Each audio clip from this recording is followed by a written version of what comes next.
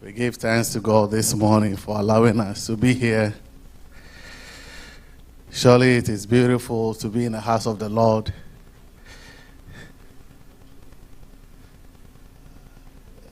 It's good.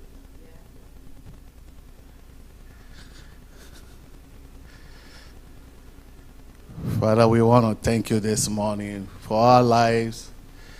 And those with us here and those online, we want to thank you for joining us this morning. We give thanks to God for allowing us one more time to be in His presence this morning. I know we're not going to live here the same, but we will experience God this morning. We thank you for your life and we thank you for your family. We thank you for what you are doing to advance the kingdom business. And we want to thank God for your life this morning, wherever you are. And we are so happy to be in the house of the Lord. And we know that as you are also joining us wherever you are, the Lord will visit you in your home, in your workplace, in your car this morning, that your life will be transformed. For the word of God said, when the glory of God is upon His people, change will abound with us. And therefore, this morning, whatever change that you are looking for in life, whether it's healing, whether it's strength, whether it's any way possible for you to move on, this morning, God will visit you to the glory of God. In the name of Jesus Christ. We want to thank you this morning. Father, just this morning, wherever you are, we want to thank God for your life, oh God. We want to thank God this morning. Heavenly Father, we thank you this morning for our life. We thank you this morning for the Holy Spirit. We thank you this morning for Abba Father. We thank you this morning for Jesus Christ. We thank you this morning for what you are about to do in our life this morning. We thank you for what you continue to do in the life of your children this morning. In the name of Jesus Christ, Lord, we thank you. We give you all praise, oh God. We thank you, Jesus.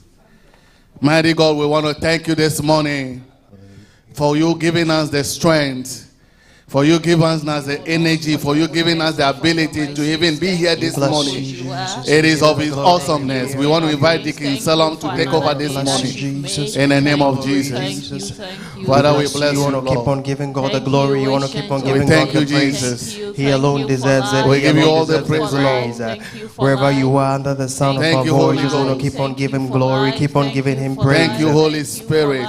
We bless you, Jesus. Thank you for being with us, oh God. You are worthy. You are worthy of our praise. Thank you for strengthening us, You are Lord. worthy of our praise, O Lord. There is none like Thank you unto for thee. making our All body praise and honor belongs to you, O Lord, For King we of are kings strong and Lord in of you lords. this morning. For We we are bless you, strong in you Jesus. this We give you morning. glory. We give you For we are praise. strong in you All this praise morning. and For honor we are belongs strong to in you, you O this Lord. morning. We bless your For holy we are name. strong We give in you you glory. We this give you morning. praise. For we Blessed be receive the our name of the strength Lord from God you Most this High. morning. We We bless want to your thank name, you, Lord, Almighty for God. covering, oh God. Thank you for life. We give you Thank you all for the praise. glory, Lord. Thank you for Thank your you this mercy. morning Thank for you the for your coverings, goodness, oh O God. Lord. If it had Thank not you been this you who morning was on for the our side, coverings, where oh would we God. have been, O We God? thank you this Your morning church is for the before your throne of relationship you grace, have O with us, God. oh. Your If people are not before your because throne of of your grace, O relationship God. with us, where We would just want our to life offer be? you praise, Where offer you would we be praise, O standing God. this morning? We What offer you can the we be glory for you doing deserve this it, O morning? God.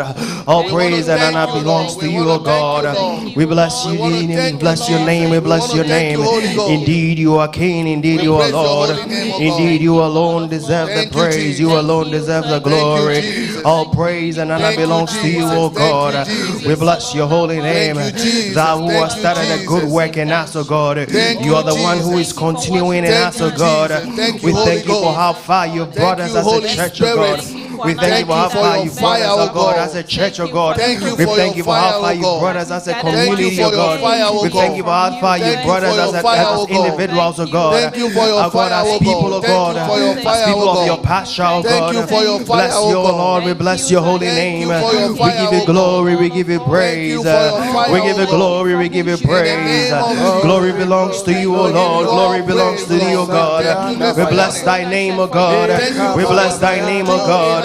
We appreciate you, O God. We give you glory, O Lord.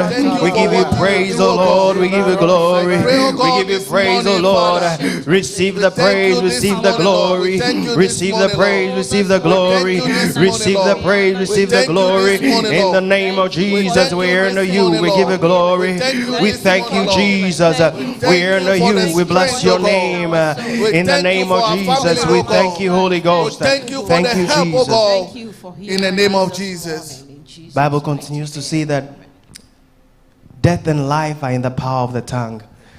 This day I want us to begin to proclaim and declare with the tongue that you have. You have a single tongue. I want you to proclaim and declare and speak into the remainder of this week, to speak into the remainder of the month, to speak into the remainder of the year. You want to speak life. You want to speak progress. You want to speak prosperity. You want to speak good health. You want to speak longevity. You want to speak all that you want to see in your life. Death and life are in your tongue. You want to begin to speak this day. You want to begin to open up your mouth and declare the word of the Lord. You want to declare the acceptable year of the Lord in your life. I don't know what you might be facing. I don't know what challenge you might be facing. But I want you to begin to speak with this tongue that you have. If you had 1,000 tongues, you could have spoken different things. But with one tongue, you want to declare and speak.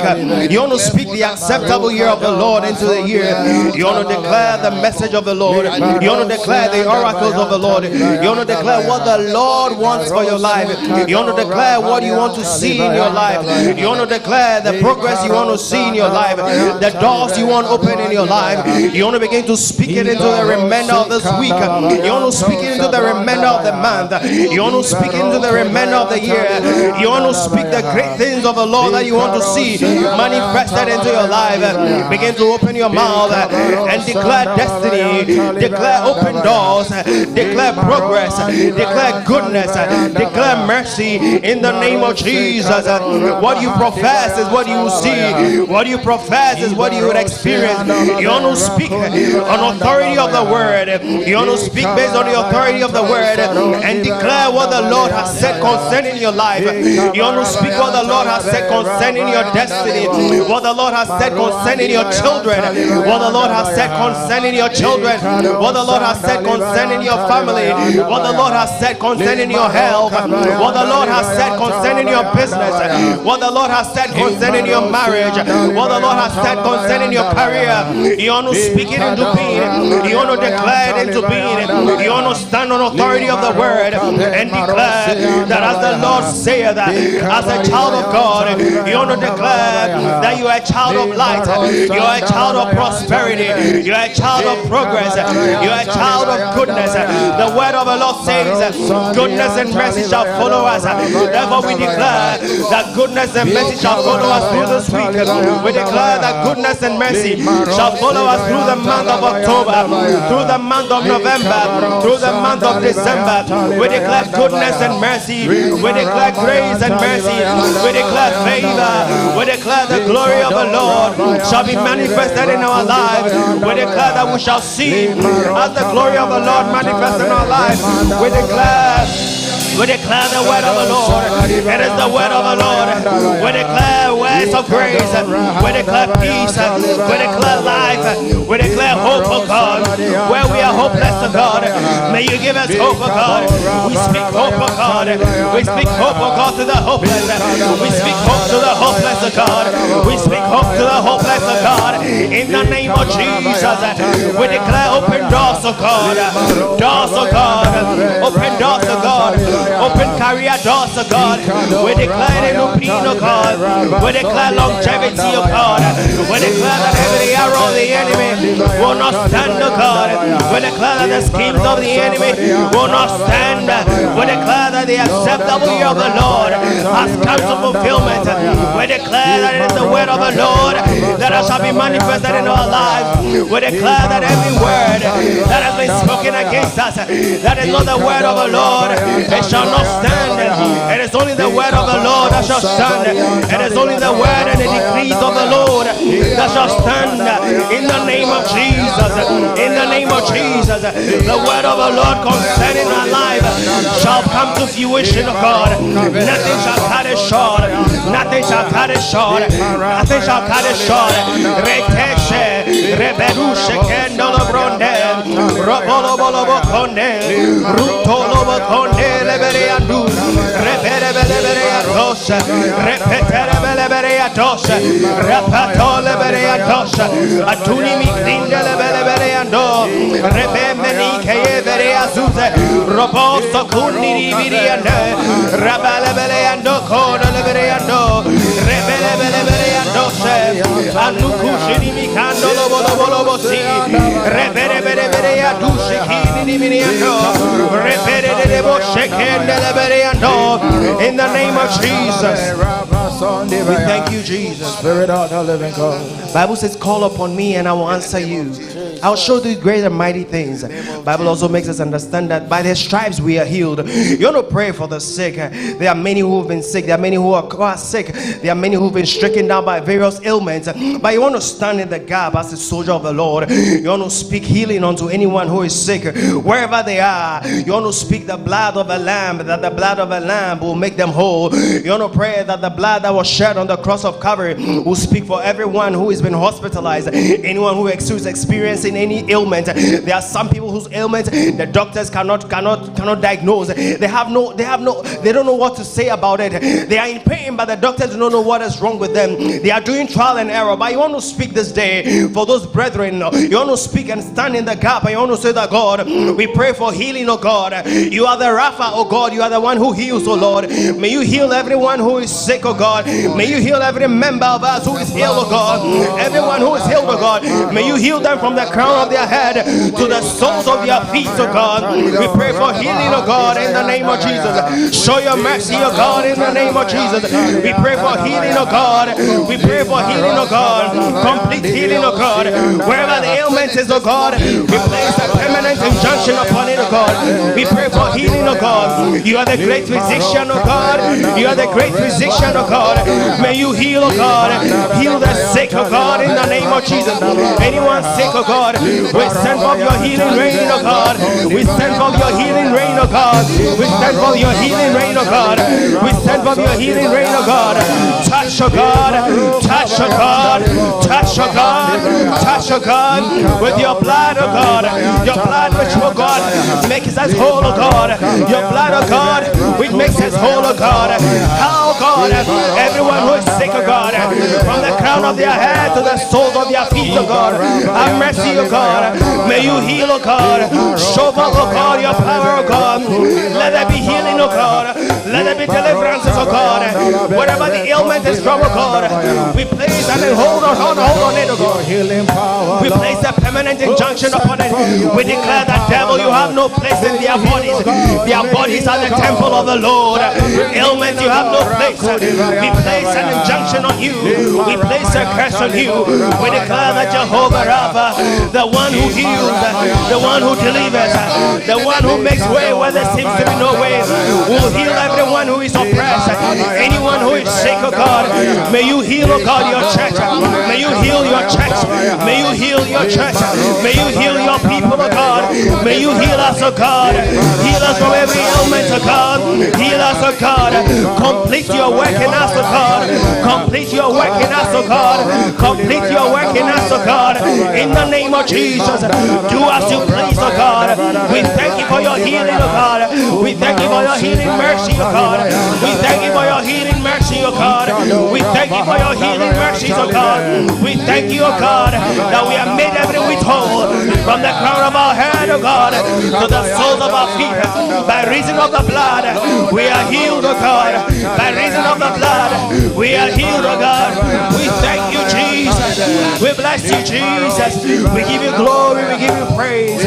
In the name of Jesus. May In the you name of visit us Jesus. this morning. You want to make this prayer for our of church Jesus. leaders. You want to pray for our pastor. You want to pray for our apostle. You want to pray that God himself shall cover them under his wings. You want to pray that God himself shall keep them. God himself shall grant them grace. You want to pray that God himself shall catapult them from grace to grace. God shall bring them good health. Shall grant them long life. God himself shall speak to them. You want to pray that they shall have encounters with the Lord. We want to pray that they shall have direction. They shall have the wisdom of the Lord. God himself shall speak through them in the name of Jesus. God shall grant them grace that they shall lead the church in the way God wants it to be led. We want to pray for the leaders. We want to pray that they shall be shepherds. They shall be good shepherds. They shall be good shepherds in the name of Jesus. They shall lead the flock of the church. They shall lead God's flock. They shall lead them in the way to go. We want to pray for grace. We want to pray for mercy. We want to pray for longevity. We want to pray for wisdom. We want to pray that the gifts of the Spirit shall be manifested in their lives. We want to pray for leadership grace in the name of Jesus. We want to pray that God shall honor them. God shall honor the words from their mouth. That the words that they speak shall not return void in the name of Jesus. We want to pray for the leadership of the church. We want to pray that God, mercy shall be bestowed upon them, O God. Speak through them, O God. Let your will be established through them, O God. Let your will be established through them, O God. Grant grace to the leadership, O God. Grant grace to them, O God. Grant grace to them, O God. Open their eyes, O God, to see beyond the natural, to see your will, O God, to see into the mind of God, to see into the spiritual realms, O God. In the name of Jesus, in the name of Jesus, we speak this into being. We speak it into being. In the name of Jesus. Matakandolo bosene, ratala balabasene, rebelu koshere la boshe, itere la bosha, rapere la boshe. In the name of Jesus, we are no grace abound, O God, unto us, Lord. In the name of Jesus. Your last but one prayer. I just want to pray. I know you've seen, I know you've heard. There are signs of the end times. I want to pray. I want to tell God that God, make me ready for your coming. Because I tell you, any moment from now, the trumpet can sound. And the question is, are you ready? Are you ready, my brother? Are you ready, my sister? When the trumpet sounds, will you be ready? You want to pray. I want to tell God that God, make me ready, oh God. If there be anything that I've found myself in, if there be any sin that I've found myself in, oh God, cover me, wash me, and make me ready, oh God. If there be any act that I find myself in, if there be any deed that I find myself in, oh God, make me ready, oh God. May I live my life, oh God, to be heavenly conscious, oh God. Live a life that is heavenly conscious. This is your prayer, that I shall live a heavenly conscious life. My life, oh God, shall be heavenly conscious. I shall live my life knowing that at any time the trumpet shall sound, because we are in the end times. Lord, oh God, may we live heavenly conscious lives, oh God. Heavenly conscious lives, oh God. In the name of Jesus, make us ready, oh God, for your coming, oh God. Make us ready, oh God. You are making your bride ready, oh God. Make us ready, oh God. We know that it is about time. It is about time, oh Lord, that the trumpet will sound, oh God. We pray that your church will be made ready, oh God. Make us ready for your coming, oh God. Make us ready for thy coming, oh God. In the name of Jesus, prepare your bride, oh God. Make us white as snow, oh God. Wash us, oh God. If we find ourselves in any position, oh God, any place we find ourselves that doesn't give you glory, oh God, Lord, turn our lives around, oh God, that we shall be found worthy, oh God. We shall be found worthy, oh God. When the trumpet sounds, oh God, we shall be found worthy, oh God. We bless you, Jesus. We give you glory. We give you praise. In the name of Jesus, just begin to sing praises and honor unto his name. You just want to give him praise. Just begin to give him glory. Just begin to give him praise. Just begin to give him praise. He alone deserves the praise. Open your mouth and give him the glory. Give him the praise for this bright Sunday morning. It is the glory of God that has been shown on your life. It is because of his mercies that we are not consumed. It is because of his mercy that you are alive today. Wherever you are, you just want to sing praises unto his name. In the name of Jesus, we bless. Praise the Lord. Hallelujah. Hallelujah. Amen. I don't like the energy in this house. Hallelujah. Amen. Amen. It is so lovely to see everyone in the house of God this morning. At this time, we're going to enter into a time of worship, and I'll ask that we rise up in reverence to the Most High God's name. But before we start, I'm going to read a verse from Exodus chapter 34, verse 14. It says, "Do not worship any other God, for the Lord, whose name is jealous, is a jealous God." Amen. Amen. I do not need to explain the verse. It is pretty much self-explanatory. We're just going to worship him truly from the bottom of our heart today. Sometimes when I sit there to think about what God has done, the type of God that he is, I'm such in awe, because I sit there and I'm like, how did he know to place our eyes where our eyes is, or where our mouth is supposed to be, or where our hands are supposed to be? Why is it that our eyes is not in our feet and our feet is not found in our head? Because he's meticulous and he's precise. Therefore, this time we're going to enter into a time of worship. But before we start, we are going to learn a little song before we start. It goes like this. Media team, if you can please project the words on the screen. Thank you. There are kings, there are kingdoms, there are mountains and there are thrones. Only Yeshua will reign forever. Till his kingdoms there'll be no end. There are kings, there are kings, there are kingdoms, there are mountains and there are thrones. Only Yeshua will reign forever. Till his kingdom there'll be no end. Sing, there are kings, there are kings, there are kingdoms, there are, oh, there are mountains, there are mountains, and there are thrones. Only Yeshua will reign forever.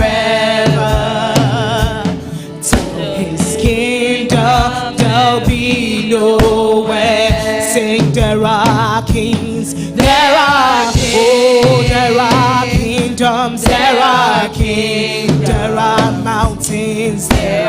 mountains, and there are thrones. Only Yeshua will reign forever, will reign forever. Oh, till his kingdom there'll be no end. Sing, there are kings, there are kings, there are kingdoms, there are kings, oh, there are mountains,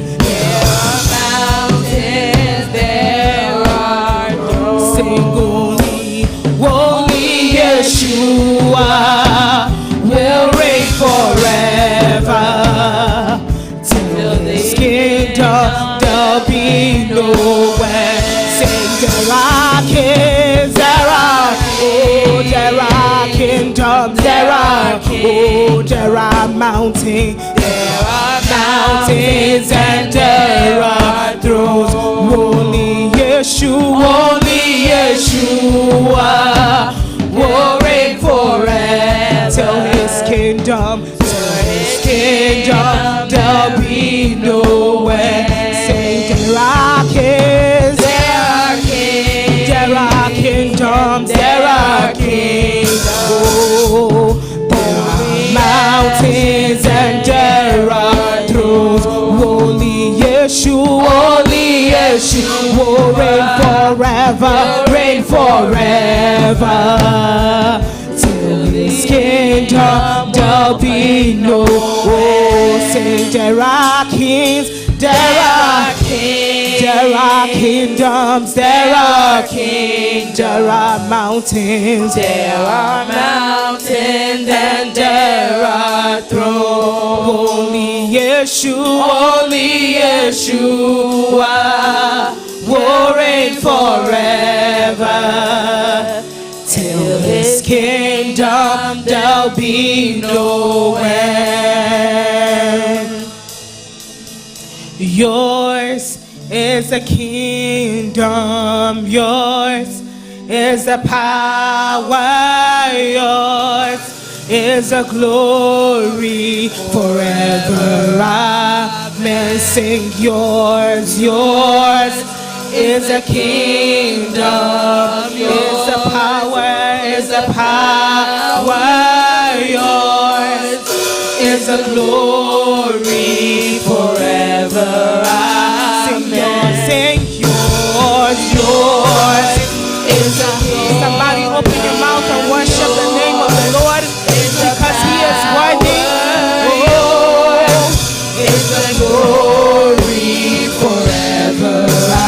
Sing yours, yours is the kingdom. Oh, sing yours is the power. Oh, sing yours is the glory forever.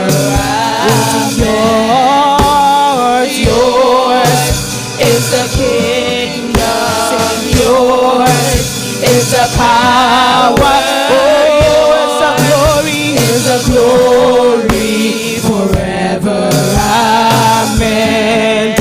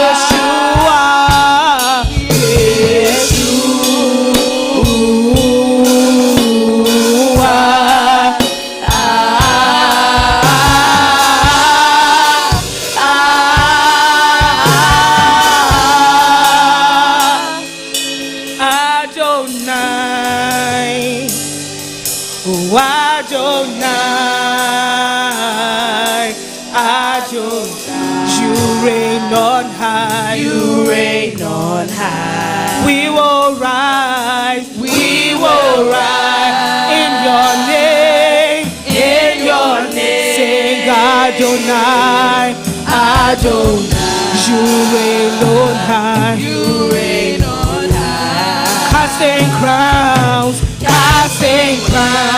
lifting hands, bowing down, it's all we've come to do, Adonai, Adonai, oh Adonai, Adonai.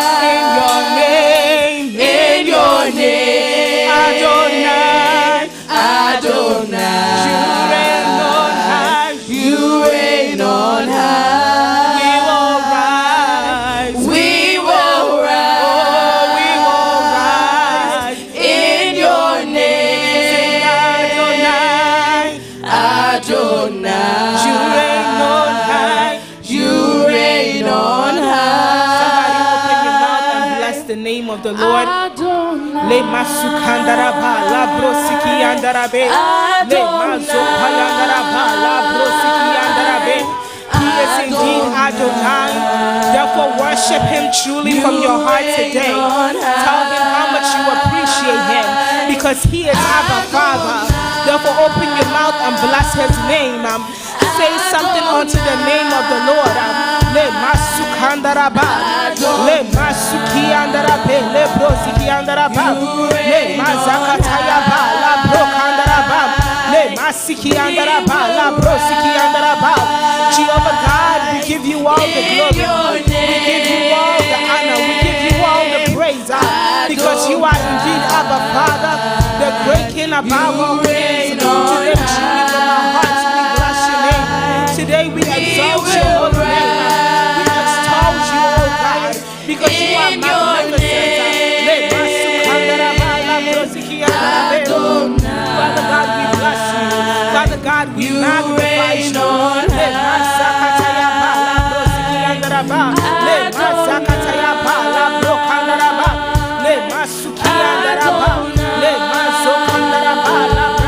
Father God, we give you all the glory. We give you all the honor. We give you all the praise.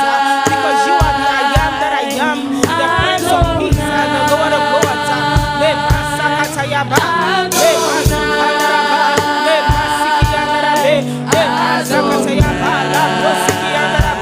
Father God, we bless your holy name. We magnify you.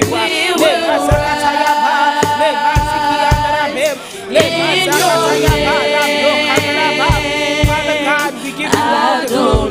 We give you all the honor. You reign on high. We will rise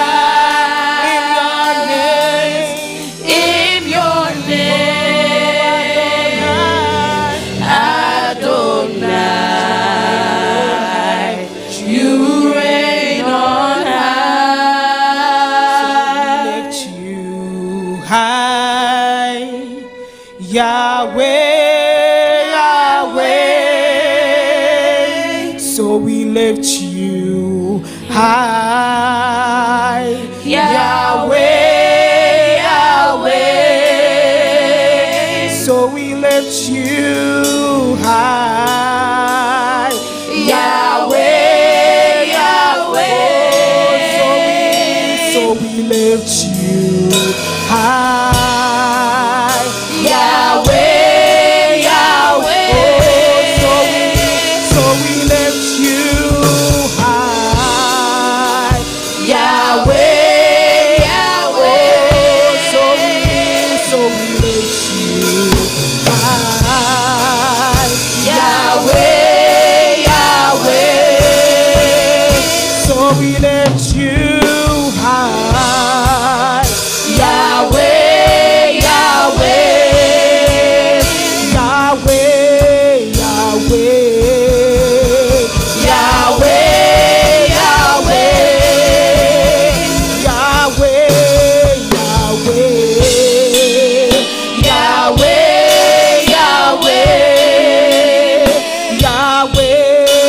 Yahweh. Yahweh. So we lift you high, Yahweh, Yahweh. So we lift you high, Yahweh, Yahweh. Oh Adonai, oh Adonai, oh Adonai, you reign on high, You reign on high. we will rise, We will rise in your name,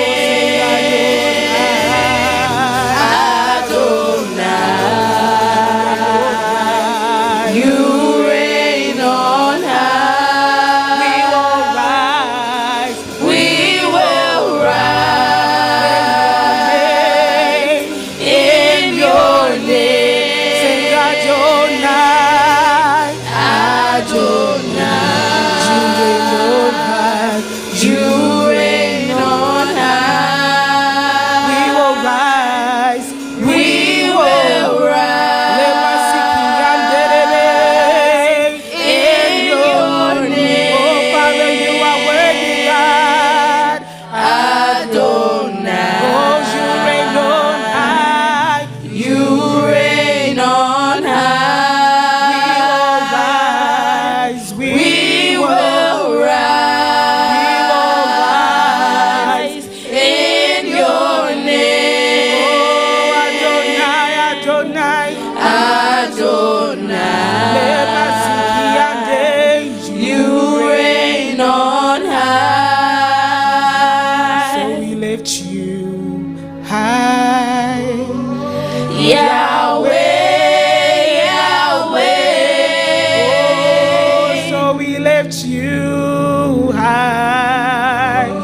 Yahweh, Yahweh.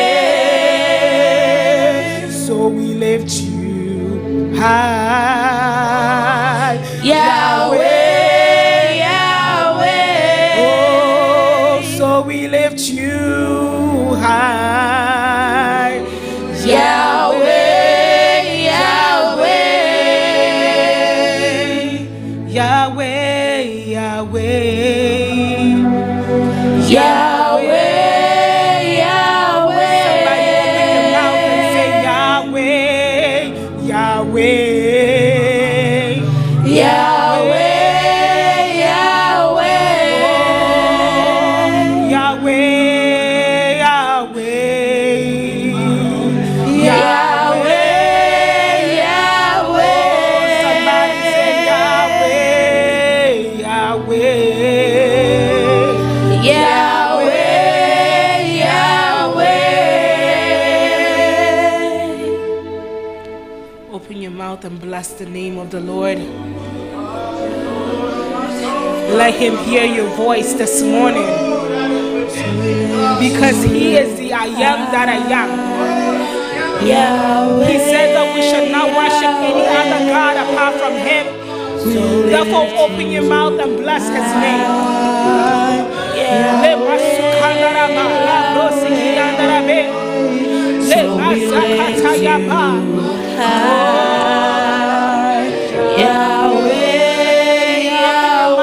Bless the name of the Lord. Say something unto his name. Because he is worthy. He is worthy. Indeed, there is none that is like him. Therefore, open your mouth and bless his name. Le masiki andaraba, le masakatayaba, le masiki andarabe, le masika. So we lift you high, Yahweh, Yahweh. Only the voices, Yahweh, Yahweh, Yahweh.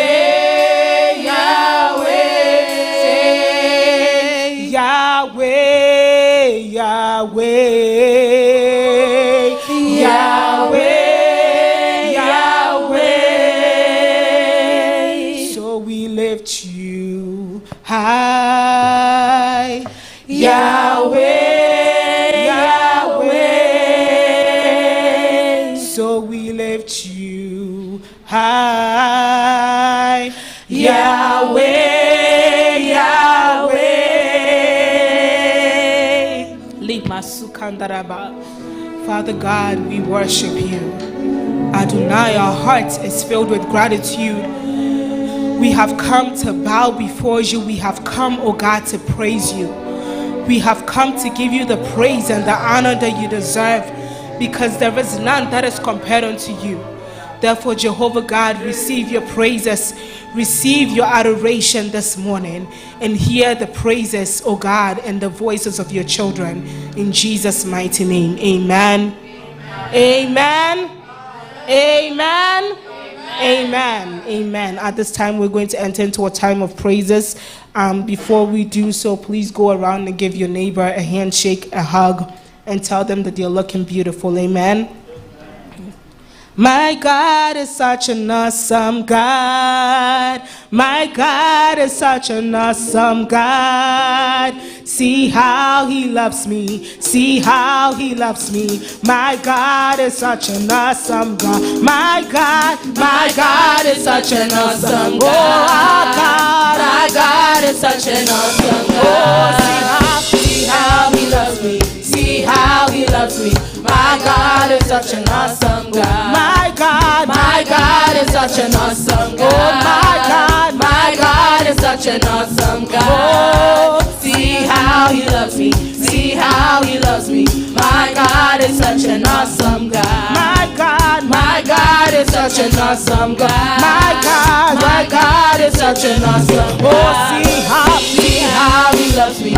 See how he loves me. My God is such an awesome God. there is something that makes me come into your presence.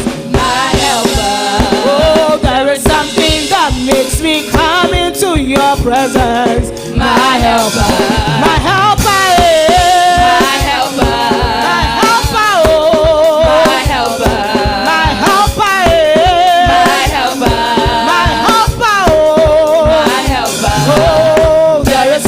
something that makes me come into your presence, my helper. Oh, There is something that makes me come into your presence, my helper.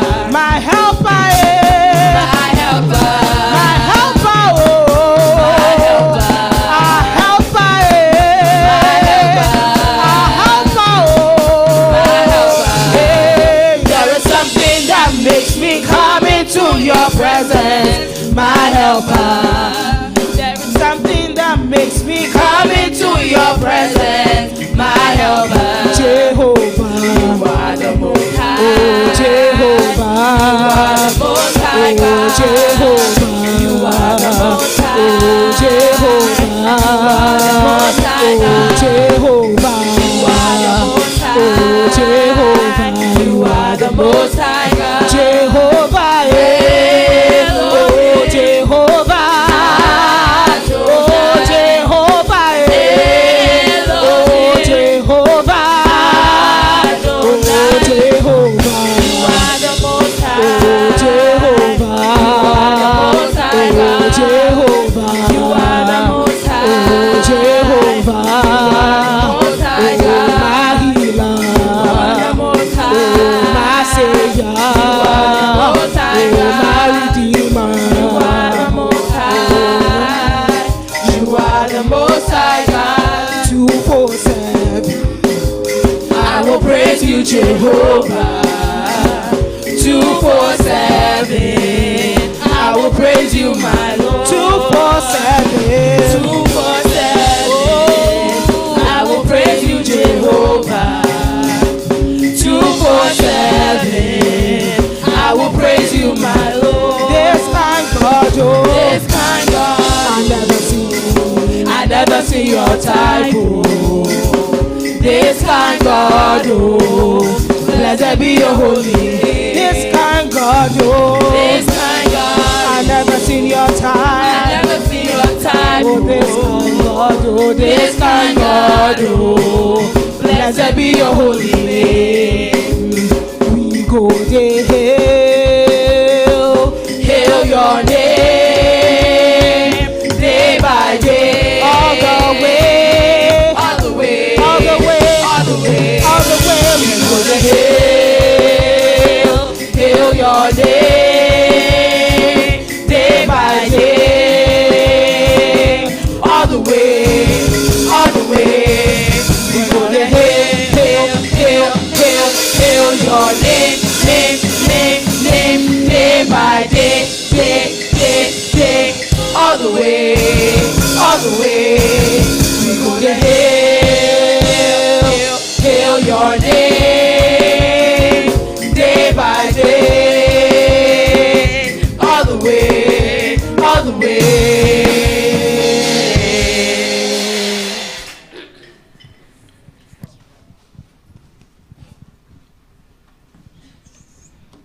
Can you please give us a round of applause to the praise team? Thank you, praise and worship team. Thank everybody for coming to church this morning. The Lord is in his holy temple this morning. Let us all keep silence, and in our hearts, let's worship him. Today's service, we'll have a sermon from Pastor Dr. Kojo Asante, and we'll have Thanksgiving tithes and offerings from the praise and worship team, announcement from Iceland, our closing prayer from Brother Andrew Tete, and then the benediction from our pastor, Dr. Kojo. At this point, we will welcome our pastor to give us the sermon. Amen. Hallelujah. Oh, you can do it better unto the Lord. You can do it better unto the Lord. What is our purpose in this house? Our purpose is to intentionally... I can't hear you. All right, let's start all over again. One, go. Our purpose is to intentionally bring people from all nations to Christ and systematically shepherd their holistic development. Amen. So the question is, how many people have you intentionally brought to Christ this year? Hallelujah. So we want to really, if you have a purpose in life and you're not living according to that purpose, then it begs the question, why even have a purpose? Hallelujah. And if you are living in life and there is no purpose, then you are not going anywhere. Hallelujah. So if we have a purpose, then we ought to work on the purpose we have. Amen. Bow down your heads even as we enter into a short time of prayer. Mighty God, King of kings, the Lord of lords, the self-existent God, the uncaused and the change maker. Father, we've come before your throne this morning, O God, to listen for your word and to your word. The Bible declares that the entrance of your word bringeth light, Lord. We pray that your word will bring light into every darkness in our lives, O God. We pray that your word will be imprinted, O God, implanted in our hearts, O God, that it will bear fruit in season, even in the name of Jesus Christ. Father, any enemy that will rise up, even as your word is coming, O God, Father, we arrest their plans in Jesus' name. We thwart all their plans in the name of Jesus. We pray that you will take preeminence, O God. Father, take charge of the atmosphere. Have your way. I pray that you, O God, will make me little even as you are elevated, O God. Speak unto your church a word that will transform lives. There's a many more we ask in the name of Jesus Christ. Amen. Hallelujah. Hallelujah. Oh, hallelujah. Just the other day, I was on the virtual church and I told them, Bethsaida, we make a lot of noise. So when I come into the house and the energy is down, it begs the question, wait, is this somebody bargaining with you on your life? That is why you were so quiet. As long as you have life, there is hope. Hallelujah. Therefore, don't go down. The God we serve, he is the lifter of our heads. So why are you bowing down your head, kowtowing to what the enemy is saying? Like our brother said the other day, you don't want to believe every fact, for not all facts are true. Yes, the doctor said they saw something. It is a fact that they saw that, but that doesn't make it true. Hallelujah. The word of God is true. Amen. Grab your Bible, grab your paper, grab your notebook, even as we delve into the word. I am speaking on a very controversial topic, and I pray that God will drop this word in your heart. And I believe at the end of the day, it will build you up, it will build me up, it will build the church up, and God will have his way with his people. Amen. The dangers of familiarity in faith. The dangers of familiarity in faith. The perils, the dangers of familiarity in faith. Let us open our Bible to the Gospel according to Mark, chapter number 6, verses 1 to 6. Mark, chapter 6, verses 1 to 6. Jesus left there and went to his hometown, accompanied by his disciples.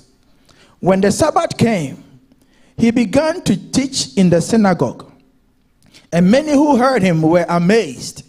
And if the Bible is yours, you want to underline the word were amazed. Where did this man get these things? They ask. What's this wisdom that has been given to him? Another question. What are these remarkable miracles he is performing? Isn't this the carpenter? Underline that. Isn't this the carpenter? Isn't this Mary's son and the brother of James, Joseph, Judas, and Simon? Jesus said to them, a prophet is not without honor except in his own town, among his relatives, and in his own home. He could not do any miracles there except lay his hand on a few sick people and heal them. He was amazed at their lack of faith. Then Jesus went around teaching from village unto village. Hallelujah. In this our journey of faith, we often encounter a subtle but powerful forces that will shape your perspective in life, that will influence your choices that you make, that will even hinder, if you are not careful, your spiritual growth. In our journey of faith, there are some forces when they come, they are so subtle They creep in gradually. And if you are not careful, the moment they take a hold of you, they will thwart your faith, they will thwart your growth, and they will cause you not to even see any movement in your like they will influence the choices you make and will hinder your spiritual growth. And familiarity has the potential to dull your growth and your appreciation for God. Hallelujah. And if it is left unchecked, familiarity will lead to complacency. Complacency will lead to stagnation. And gradually you'll be dying. Unless you know the things of God will become not valuable to you anymore. The dangers of familiarity in faith. The dangers of familiarity in faith. I believe last week while we were doing the Lord's Supper, this word kept coming to me. The church has become too familiar. The church has become too familiar. And I remember making a comment about it while we were doing the Lord's Supper. But as I'm driving home from church, going home after all the meetings and everything, this word kept coming back to me. So throughout the week, I've been meditating on the word. And I believe God always revealed to redeem. Many a times when things are not going right in the church, in the home, in the family, God has his own way, his own peculiar way that he addresses certain issues. So I've been meditating upon this word, this familiarity. The church has become too familiar all throughout the week. And I believe God is trying to say something to the church. Hallelujah. Together, I pray that at the end of today, we would discover the importance of approaching the sacred, approaching God, approaching the divine with fresh eyes and open heart. For doing the things of God with awe, that will not become familiar with the things of God anymore. That will not become familiar in our ways. That certain things we do will not become familiar anymore. Because if we approach things in a familiar way, knowing that we know this and we know how, that distinctiveness of God is taken away. That aura of God is taken away. That awe of God, that respect for God goes away. Hallelujah. The dangers of familiarity in faith. So somebody will say, familiarity, is it even a bad thing? And what is familiarity at all? When we say somebody is familiar with something, or familiarity in faith, what is it at all? And when going for definition, it says, familiarity is a state of being so acquainted with something or someone that it becomes common, ordinary, or even taken for granted. I take it again if you are taking notes. Familiarity is the state of being so acquainted with something or someone that it becomes common, ordinary, or even taken for granted. So, church, a time has come that the church, we are taking God for granted. God has become so common to us. God has become so common to us that we come to church and we do anything anyhow. We come before the presence of God, but even though we are in his presence, there is no aura of God in us. There is no awe for God in us. We come in and we do things anyhow. Because we didn't know we are in the presence of God, we tell ourselves we are coming before God. But because we have become too familiar with God, he has become a common thing to us. He has become ordinary. We take God for granted. The dangers of familiarity in faith. It can refer to our relationship with God. Yes, number one. Our relationship with others and even with the church and with the Bible. Where people become too familiar with God, so they take God for granted. People become too familiar with the things of God, they take them for granted. People become too familiar with the Bible, they take it for granted. They become too familiar with the church, they take it for granted. I pray that if we have become too familiar in our ways, God will speak to our hearts, that will begin to rise up and not become familiar. Because the moment you become familiar in your faith, the day of your dying begins. Hallelujah. Yes, in the secular world, it is not bad to be familiar. Because it says familiarity will bring comfort in the secular world. When you are familiar with a person, when something bothers you, you can go to them, you can talk to them, you can explain things to them. In the secular world, When you become familiar with certain tasks, it makes it easy for you because you do it over and over again, and therefore you become accustomed to doing them. But if you are able to translate those things into your faith, my brother, my sister, it doesn't work. The things we do in the secular world, many a times we try to bring them into the church, but it doesn't work. So familiarity in the secular world, in your world at home, is okay. Yes, becoming familiar will bring efficiency in navigating certain tasks. If you've done it over and over, they say practice will make you perfect. Yes, you do it over and over again, you become productive, you have experience at doing it. But when you bring that, you transport that into faith, then the question mark comes. Because once you become familiar in your faith, like I said, your day of dying begins. Has the church become too familiar with God? My brother, my sister, I want you to ask yourself. I've been pondering over this the whole week.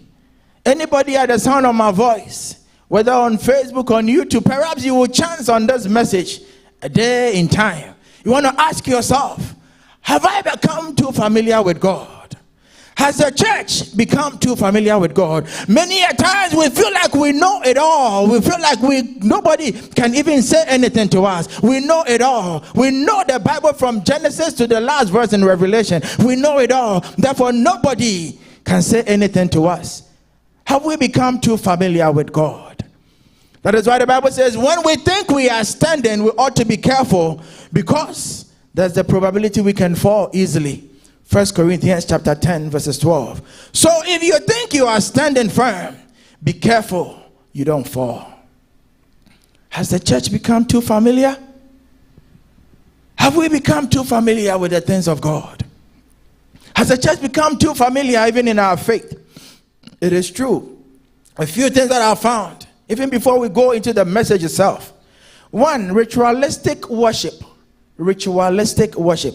It says when church services and rituals become the routine and they lack genuine heart engagement, it can lead to a sense of familiarity. Ritualistic worship.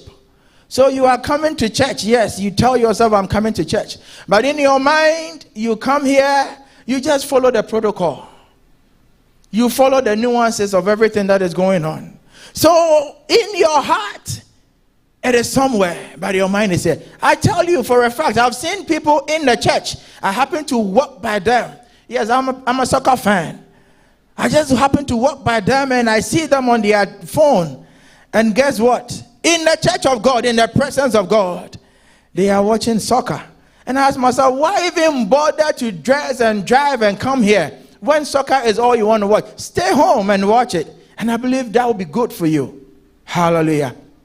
We are in the worship where the time has come that the people of God will worship God in truth and in spirit. But we come here, our minds are here, but our heart is somewhere. We come before the King of Kings, the Lord of Lords, but we just go through the processes. And sometimes we are watching our time, because church has become a ritual unto us. Has the church become too familiar with God? So it says, these people come near me with their mouth and honor me with their lips, but their hearts are far from me. Isaiah 29:13. Isaiah 29:13.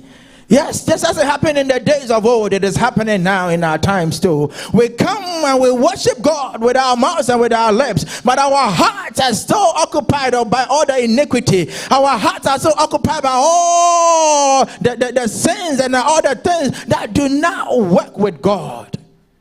With our lips we worship. With our hands we lift and praise. But our heart is far from God. So one, ritualistic worship tells you and I that the church has become too familiar with God. We come through the processes. Number two, selective obedience. Selective obedience. Ask yourself, have I become too familiar with God? Has the church become too familiar with God? Has Bethsaida become too familiar with God? And when things like that happen, we are treading on dangerous ground because we cannot experience the glory and the power of God. When we become too familiar with God, As we will go back into the scripture we read, the people have become too familiar with Jesus. Is this not the carpenter? Is this not son of Mary? Is this not the man that we know? When did he get all these powers? When did he begin to do all these miracles? They have become too familiar with him. Therefore, Jesus could not do any miracles. The Bible says everywhere he went, he was doing good. A mighty healer. He healed the cripple, he healed the blind. The sick came and they were healed. Yet in his own hometown, he could not perform a miracle. Why? Because the people had become too familiar, too accustomed. He had become too common to them. They knew him. Therefore, they did not see the position that God had given him. Hallelujah. Selective obedience. Yes, the church may pick and choose what aspect of the word of God to follow, ignoring the parts that challenge their discomfort, that challenge their comfort and conviction. So it tells me that when I am fornicating and I happen to come and stand here and preach, never will I touch on fornication, because I know I am in it. And when I am doing it, I will not preach about it. When I am drinking, I'm taking alcohol, I will never come here and lambast alcohol, because I am doing it. Therefore, we are being selective in the ways and the things we do as a church. Now, many a days we want to talk about prosperity. Yes, prosperity is good. We want to prosper because God is our master and he owns everything. He wants you and I to prosper. But the church is not talking about sin anymore. So when we become too familiar with God, we begin to select how to obey the will of God and the word of God. When we choose, when it makes us uncomfortable, we say, no, this one we don't want it. Unless it's comfortable to us, to our ears, to our minds. Church, if that is the road on which we are treading, then we have become too familiar with God. God has become too common to us. Hallelujah. Number 3. Has the church become too familiar with God? Overemphasis on tradition. This is a Holy Spirit believing church. This is a Pentecostal church. We believe in the power of the Holy Ghost. Therefore, a time shall come where when we get to church, it doesn't have to follow routines and norms and processes and protocol. We have to allow the Spirit of God to have his way with us. But yet, we believe in the traditions of men rather than the things of God.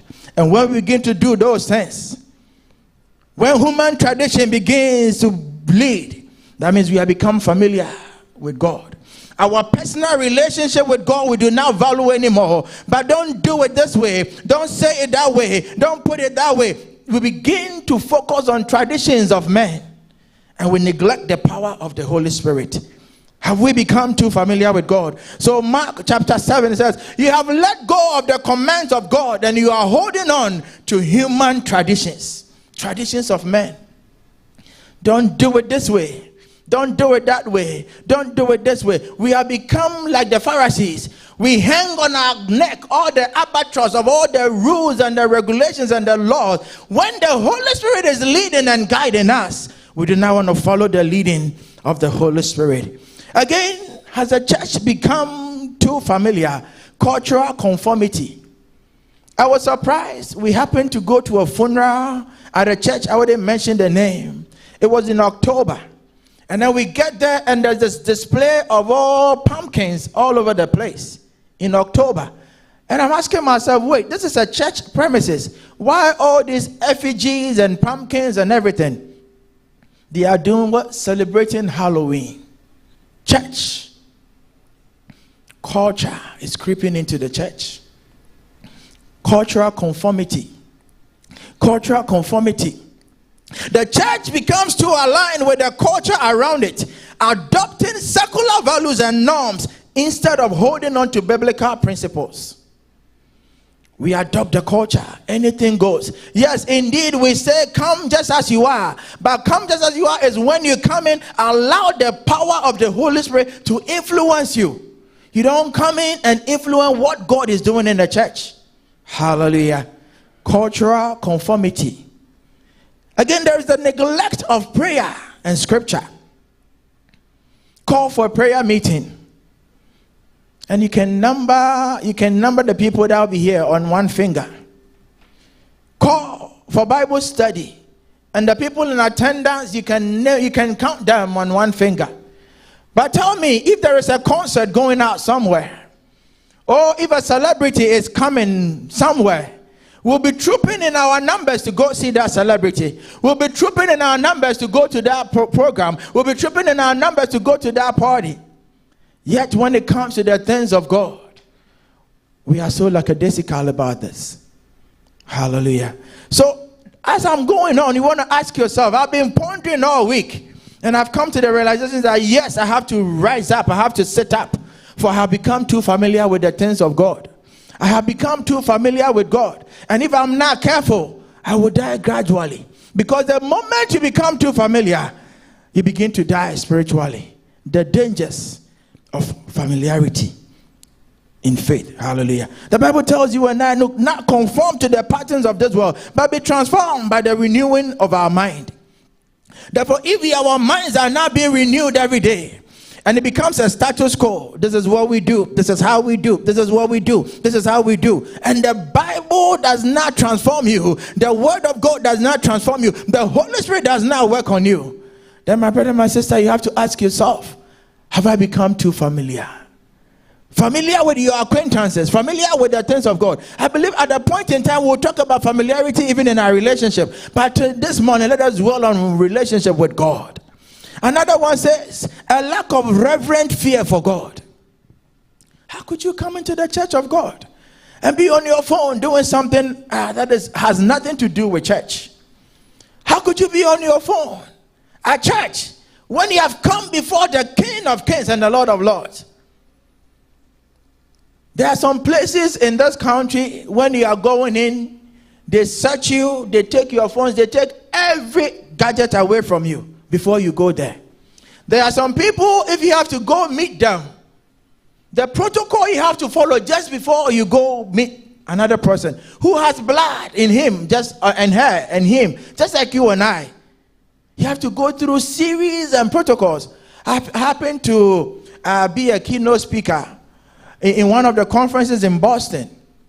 And as I'm going through all these chains and all at the point they had to do a makeup on me. And I'm asking myself, why do I have to go through all this just to go and make a speech? Hallelujah. But yet we come before the King of Kings.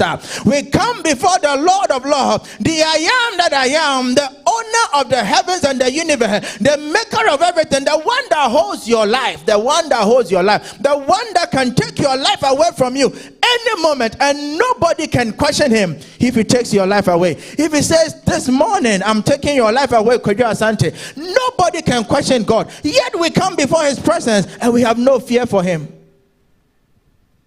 We fear human beings, but we don't fear God. So once you come to the church of God, you come before the throne of God, and there is no fear, there is no reverence in you, then begins to ask yourself, have I become too familiar? Have I become too familiar with God? Hallelujah. Now let us go back to the scripture we read. It says, and Jesus, with his disciples, went into his hometown. And when the Sabbath had come, as he always do, he went into the synagogue and he began to preach.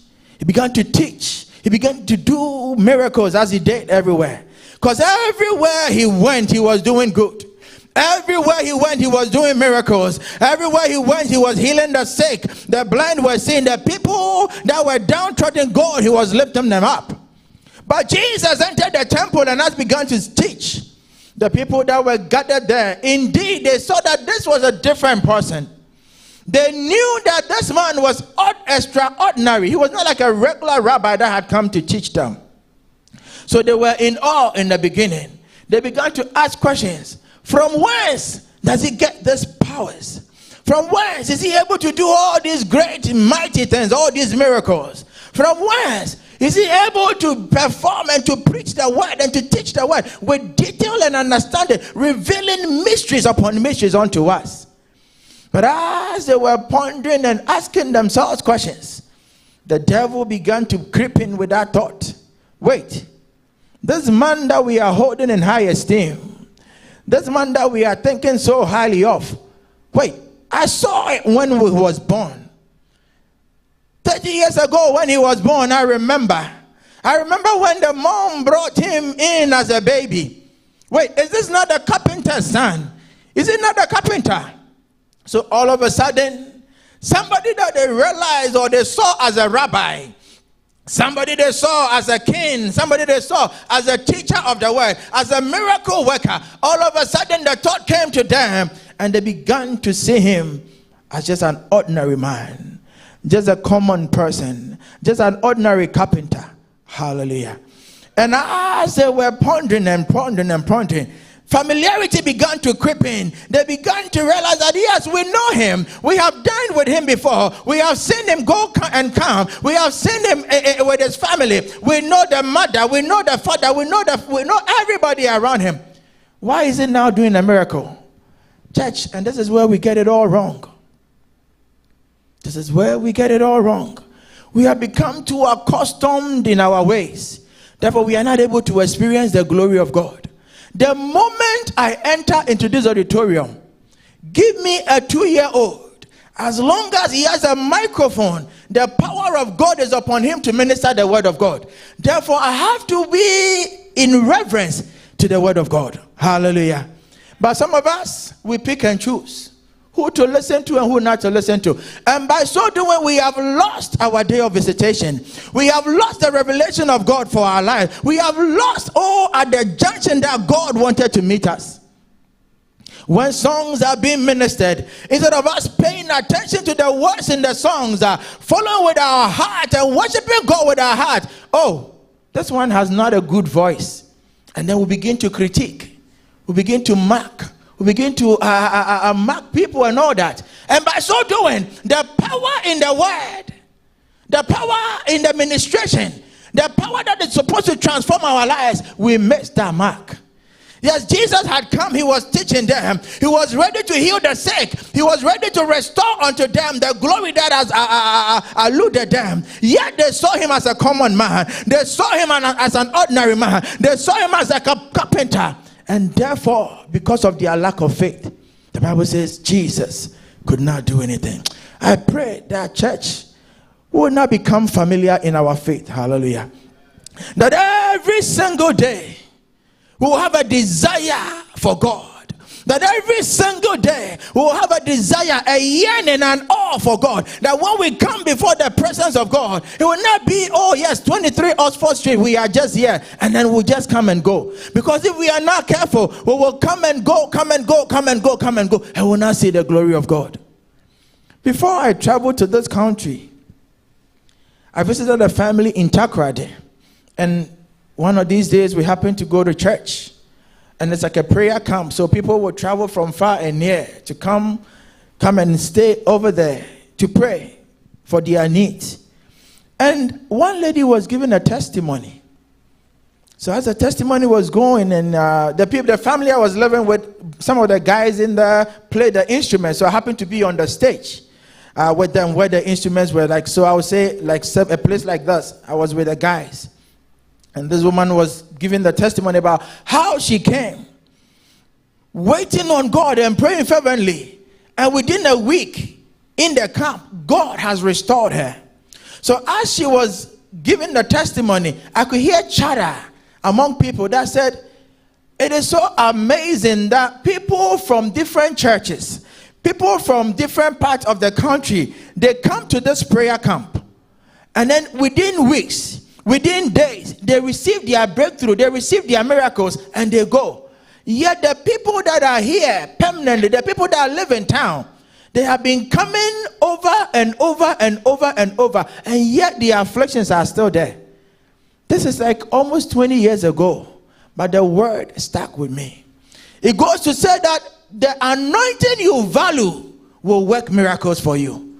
But the anointing you don't value, as long as you don't value it, nothing good can come out of it. So the people that are coming from far and near, they are coming with a heart of expectation. They are coming that when they meet God, like the woman with the issue of blood, as long as I touch his garment, something good is going to happen for me. Yet though Jesus was walking that path with many people, some were touching him, some were knocking him, some were rubbing against him, but they did not receive anything. But the woman that had decided in her heart of heart that as long as I touch the hem of his garment, my miracle will happen. Yea, when she touched it, the miracle came, because she had not become familiar with Jesus. But the people around him, have become familiar. So he says, a prophet is without honor but in his own hometown, because they know him from the beginning. They know him from when he started.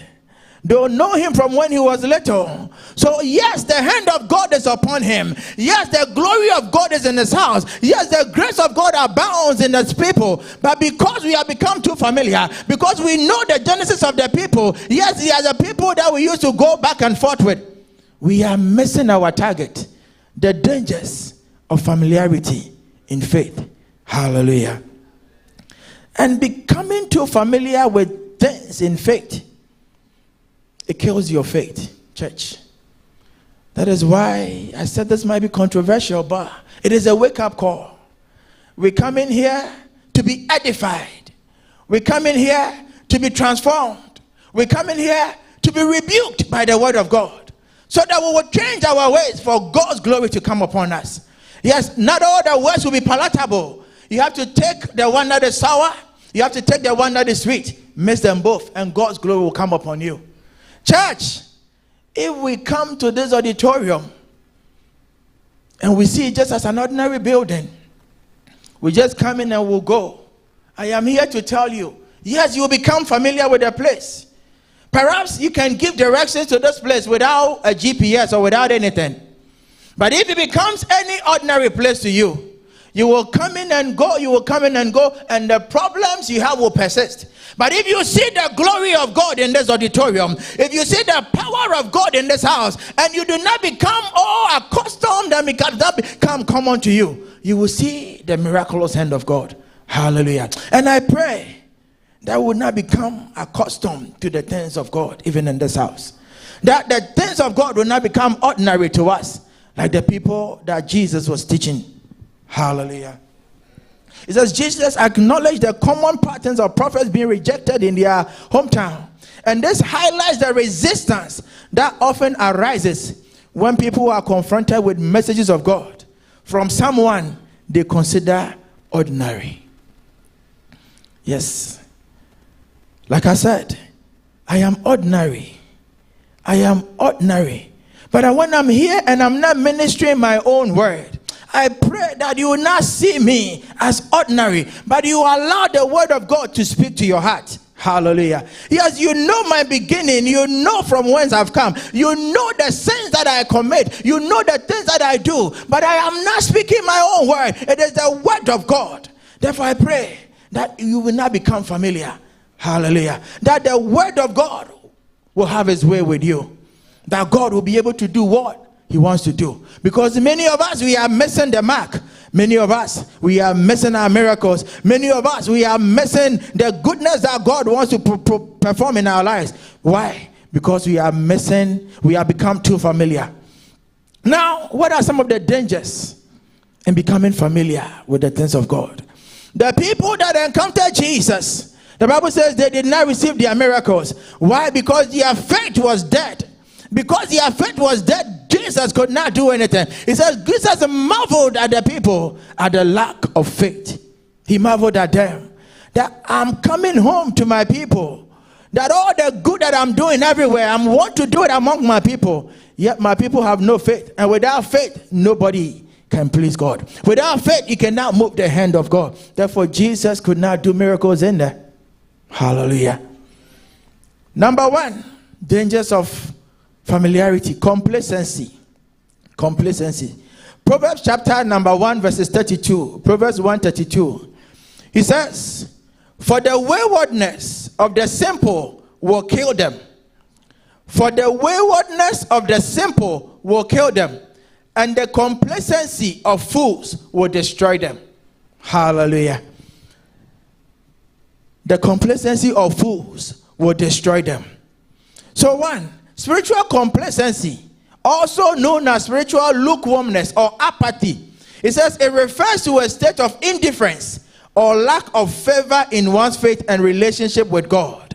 You become so complacent that you become too lukewarm. You are neither cold, you are neither hot. You are in between. The Bible says when you are like that, God will vomit you out of his mouth. Hallelujah. It is a condition where people become so comfortable and satisfied in their spiritual status quo and not pursuing any deeper or more passionate walk with God. It becomes normal to you. I know it all.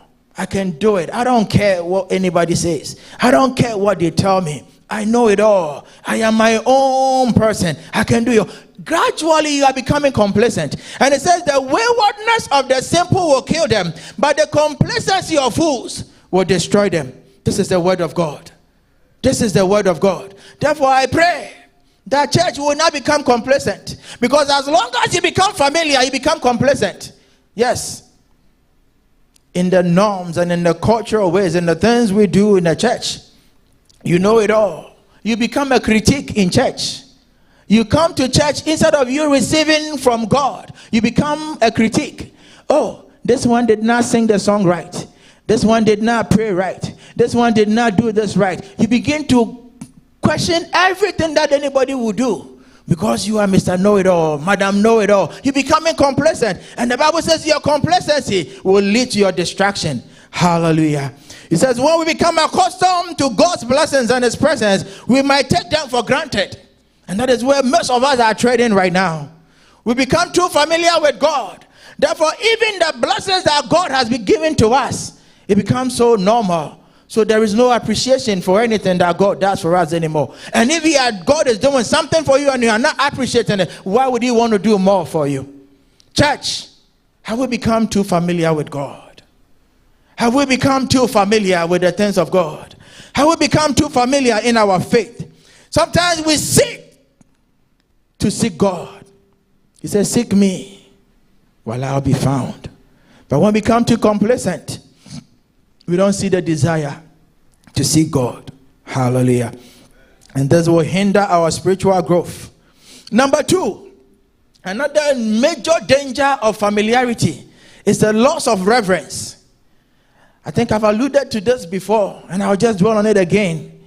Open your Bibles to Malachi chapter number 1, verses 6 and 7. Malachi chapter number 1, verses 6 and 7. It says, a son honors his father, and a slave his master. A son honors his father, and a slave his master. If I am a father, where is the honor due me? This is a question Jesus is asking you. This is a question God is asking you. If indeed I am your God, if indeed I am your father, if indeed I am the King of Kings, where is the honor due me? If I am a master, where is the respect due me? Says the Lord Almighty. It is you, priests, who show contempt for my name. But you ask, how have we shown contempt for your name? By offering defiled food on my altar. But you ask, how have we defiled you? By saying the Lord's table is contemptible. So the genesis of this word is when the people of Israel, having gone into servitude and were brought back, the Bible says they were doing things their own way. They were doing things their own way. They will come to God with defiled worship. They will come to God. The Bible says we have to worship God in spirit and in truth. But they will do anything. They did not give any due respect to God. And God was chastising the people through the prophet Malachi, that yes, even a slave respects the master. Even a father is honored by the sons and by the daughters. You call me your father in heaven. You call me the King of Kings. Yet you have no respect for me.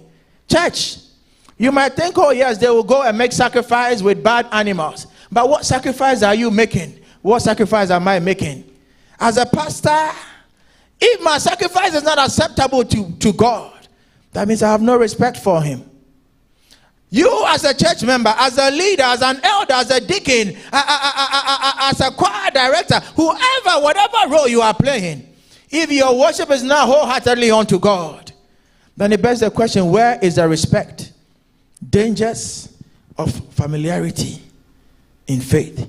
It says the spiritual loss of reverence refers to a state in which an individual or group of believers no longer hold God in high regard or treat him with awe, respect, honor that he deserves. So church, I want to plead with us. It's good we come to church with our phones and all that. But when we come before the King of Kings and the Lord of Lords, let us have honor for God. Let us have respect for God. Let us be in awe of God. Let us come knowing who God is. He's not our co-equal. He's not the same as us. If a father is respected, then we have to give the most and utmost respect to God. Familiarity, it hinders our growth. Hallelujah. So number 2 is laws of reverence. Laws of reverence, just as the people were doing. Number 3, danger of familiarity is stagnation. Stagnation. You become stagnant in your faith. And that is where most of us are. I'm not going to mince words. That is where the church is. We pray for growth. We pray for revival. But because we have become too familiar, church, I'm not going to mince words. Like I said, I've been thinking about this word. I've been meditating upon this word. And I said to myself, I have to let it out. I have to let it out. God, give me the grace to tell this to the church, so that your glory will come upon us. And as I am saying this, I am amongst it. I am number 1 because it falls on me. I am number 1. I'm not taking myself out. We have all become too familiar with God. That is why the church is not seeing the growth. That is why we are not growing, church. We pray for revival. We pray that God will bring growth. We pray that God will bring the increase. But why? We have become too familiar with the things of God. We have become too familiar with God. And therefore the church is stagnant. We are not growing. And I tell you, if you are a living being and you are not growing, that means you are dying. If you're a living being, you are not growing, it means you are dying. Because every single day, you have to see growth. Therefore, when Paul had gone to the church in Corinth, he said, I am coming to you now. The time has come. That church, you should be eating bones. Yet I cannot give you the things of bones. I have to give you milk. Feed you milk. For how long? For how long shall you remain babies? For how long shall we become stagnant? Hallelujah.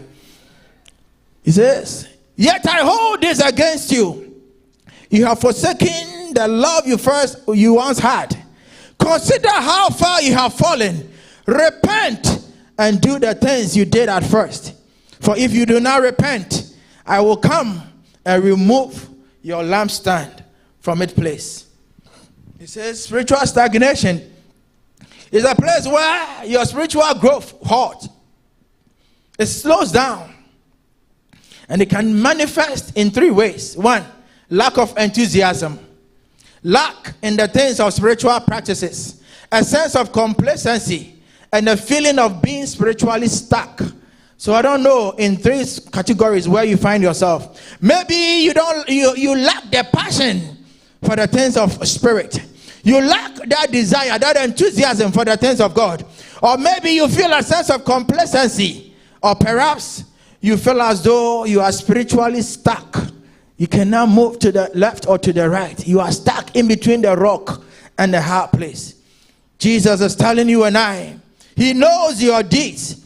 Therefore, he's telling you and I to remember our first love, to rise up from where we have fallen, that we'll begin to see the growth that God wants to bring upon his church. Hallelujah.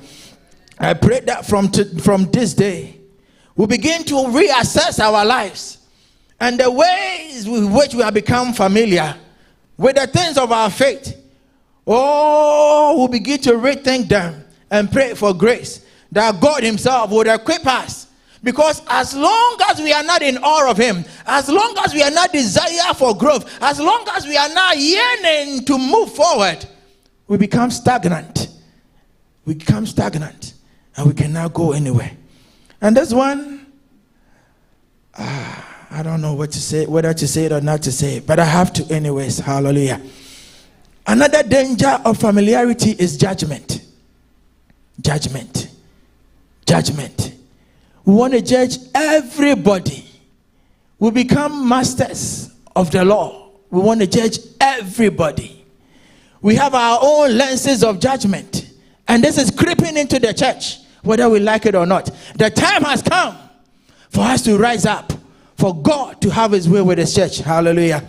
Judgment. It says familiarity leads to judgment of others. We might make assumptions about people based on our long-standing knowledge of them, failing to see how God is working in their lives. And this can damage relationship and hinder our ability even to extend grace and forgiveness. Judgment. Judgment. Yes, I am righteous. You are sinful.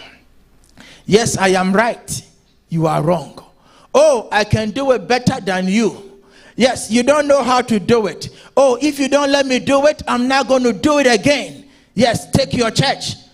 Passing judgment, judgment, judgment, judgment, judgment. It is a danger that is creeping into the church. And it is time that we rise up. It is time that beside that we rise up for the glory of God to come upon the church. Many a times, prayer is the key, but it's not the only key. There are many doors and there are many keys. Certain keys, if you put in certain doors, they will not open.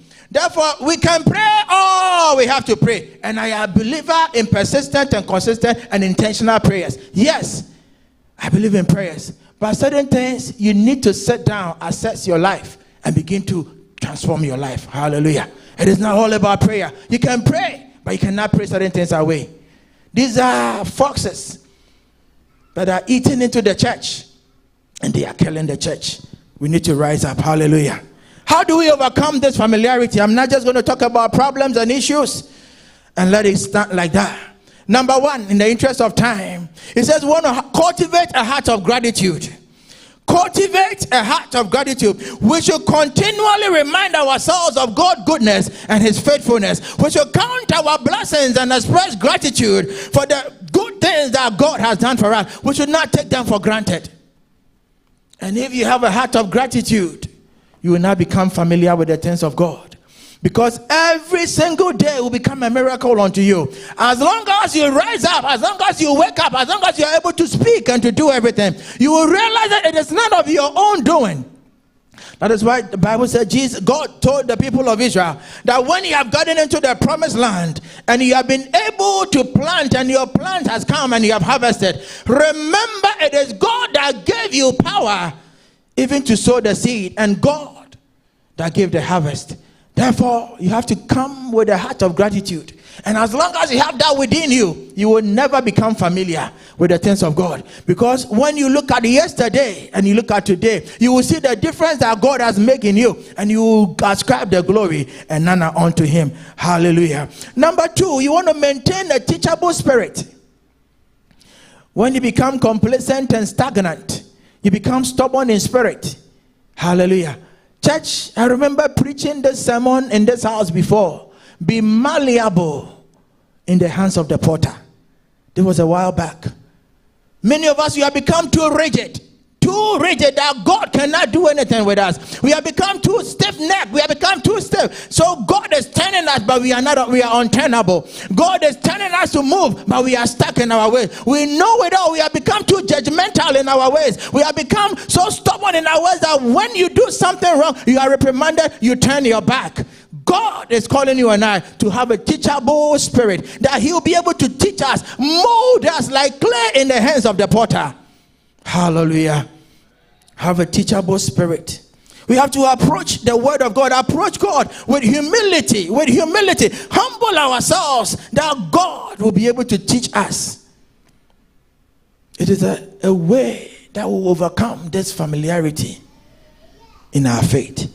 Number three, we want to keep reverence alive, and I cannot stress this enough.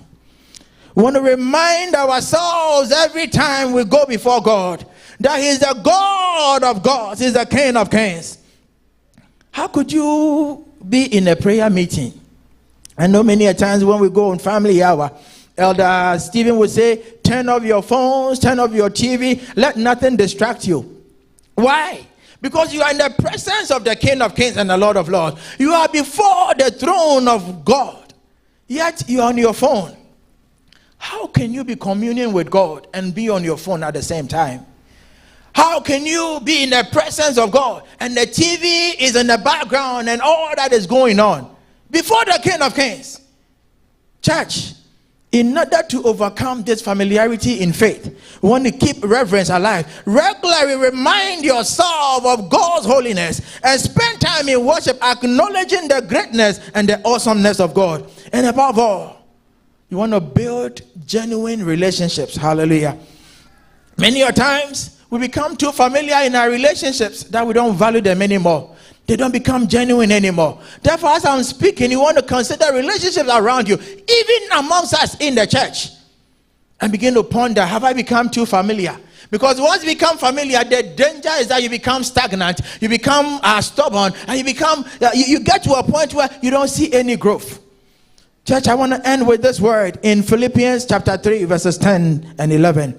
And I read, it says, Philippians 3, 10 and 11. I want to know Christ, yes, to know the power of his resurrection and participation in his suffering, becoming like him in his death, and so someone attaining the resurrection from the dead. This is Apostle Paul. Even in his old age, having written all these books, having done so many great things for God, he was still yearning every day. He was still yearning every day. He was still pleading every day. He was still telling himself every day that I want to know Christ. I want to know him every day. I want to know him more and more. I want to have a better relationship with him, even in his old gray-haired days. But you and I, we just started the journey, and we have already become too familiar with God. Church, I believe this is a word for you and I, for myself especially, that we will begin to sit down and ponder over the things we become too familiar with, that God will by so doing transform our lives and build a church that will not become complacent. In conclusion, it says, overcoming familiarity in our Christian life is very crucial for maintaining a vibrant and transformational relationship with God. It says familiarity will breed complacency. It will hinder our spiritual growth. But to combat this, one want to continually seek and deepen our knowledge of God. In his word, in his ways, we want to cultivate a sense of wonder and awe in the word. We want to reverence God. And we do so by embracing humility, staying open to the guidance of God, and regularly we want to examine our heart to break free from every shackles of familiarity. I pray that God will renew our faith. For if for far too long we have become familiar, may God renew our faith, that we will let go of all the shackles and all this subtleness that is creeping into the church, that the church will rise up and we will see the glory of God. In Jesus' name, amen. I want to spend about 2 minutes briefly to pray. I'm pressing on the upward way, new heights I'm gaining every day, still praying as I onward bound, Lord, plant my feet on higher ground. I'm pressing on the upward way, new heights I'm gaining every day, still praying as I onward bound, Lord, plant my feet on higher ground. Lord, lift me up and let me stand by faith on high, visible land, a higher place than I have found. Lord, plant plant my feet on higher ground. Lord, lift me up, and let me stand by faith on high, visible light. Oh, a higher place than I have found. Lord, plant my feet on high ground. The people could not see the glory of Jesus. The people could not see the miraculous hand of Jesus. Why? Because they have become too familiar. You want to pray that as a church, God will help us, oh God, to break free from the shackles of familiarity in faith. That we will break free from every entanglement of familiarity in the things of God. That we will not become familiar with the ways and the things of God. That we will come before God yearning every day to know Him more, to know Him more, to desire more of Him, to desire more of Him. You want to open up your mouth, somebody begin to pray. That you will be in awe of God. You will not become familiar in your ways. You will not become familiar in the things of God.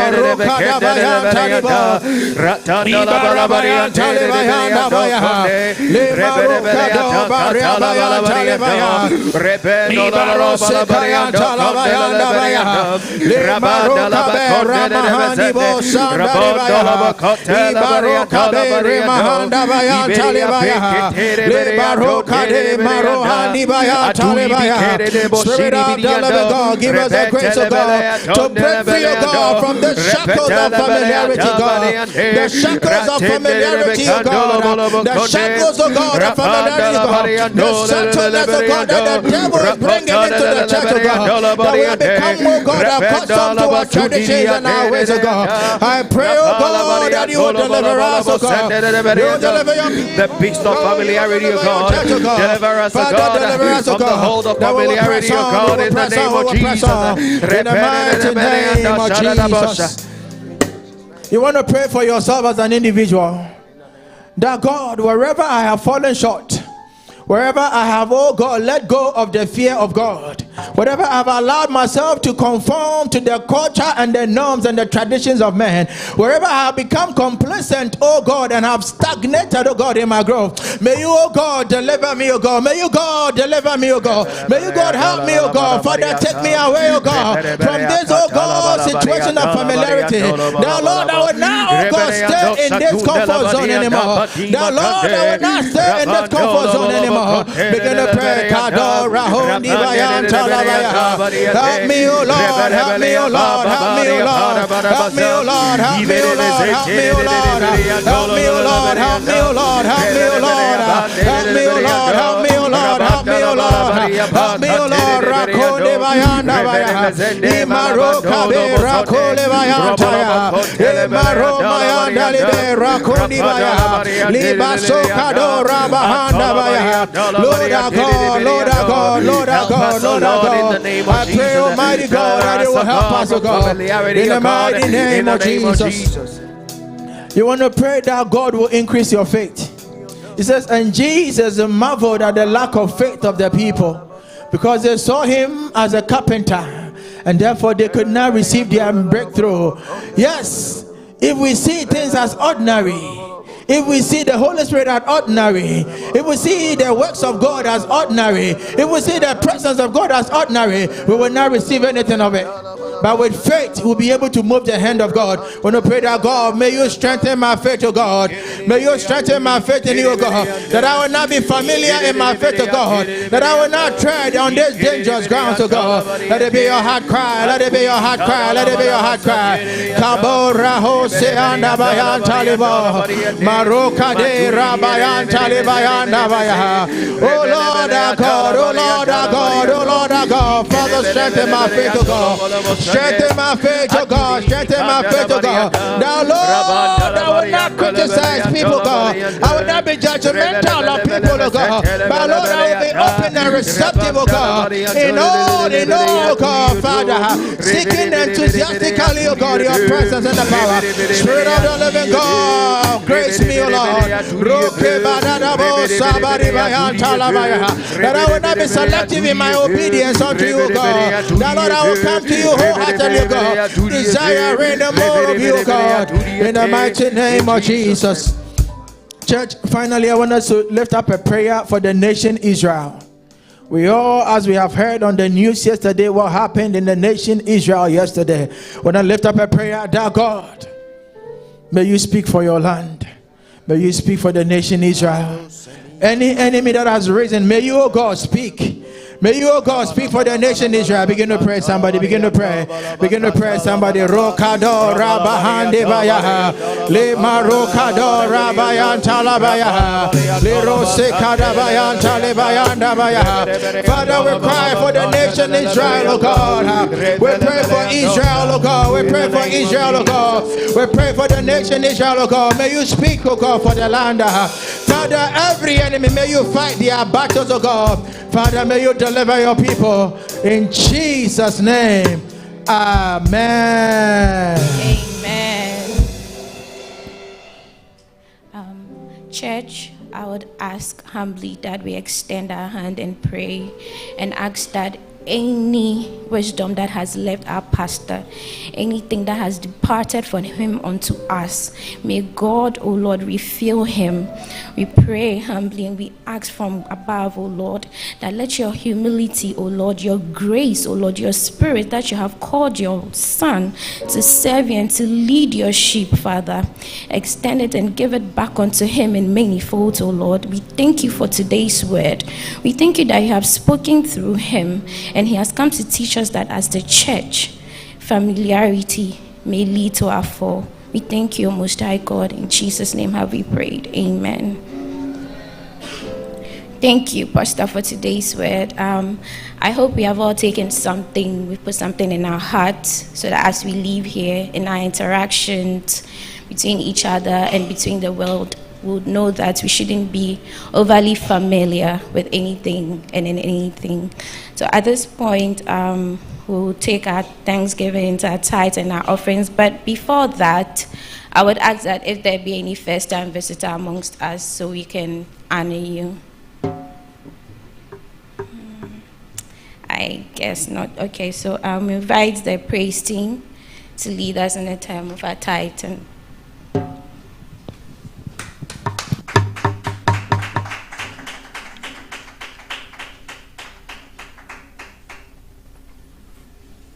Praise the Lord. Hallelujah.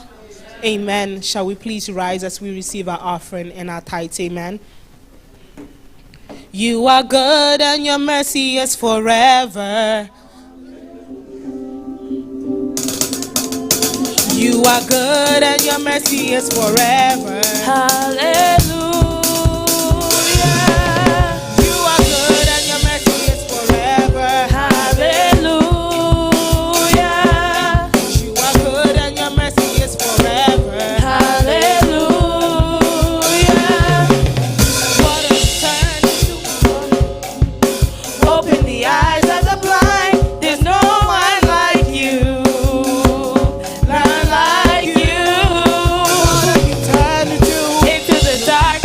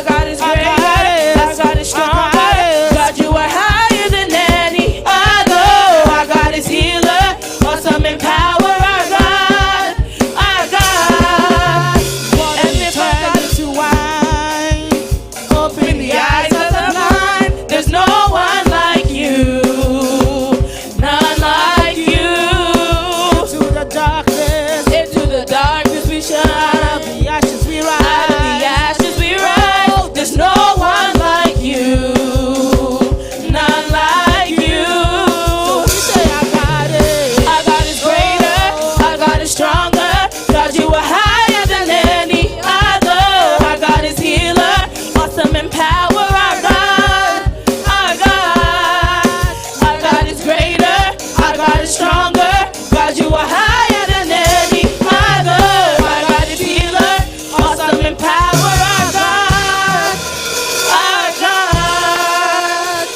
Amen. Amen. Shall we please listen to the following announcements for the week? Amen. Praise the Lord. Amen. Prayer Fest, Prayer Fest, Prayer Fest. This year's Prayer Fest is on October 19th to the 22nd. Please save the date and start requesting time off work. The rate for the hotel is as follows: $169 per night. If you're planning to go on Thursday to Sunday, it will be $450. 2 nights, Friday to Sunday is $288. 4 people sharing a room on Thursday is $113. And then for Friday rates for 4 people will be $72 per person. Amen.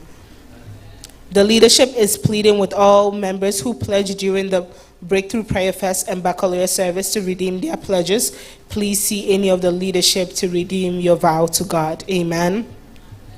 We encourage all members to give offering throughout the week, either on Cash App, PayPal, or you can drop off your cash at the church.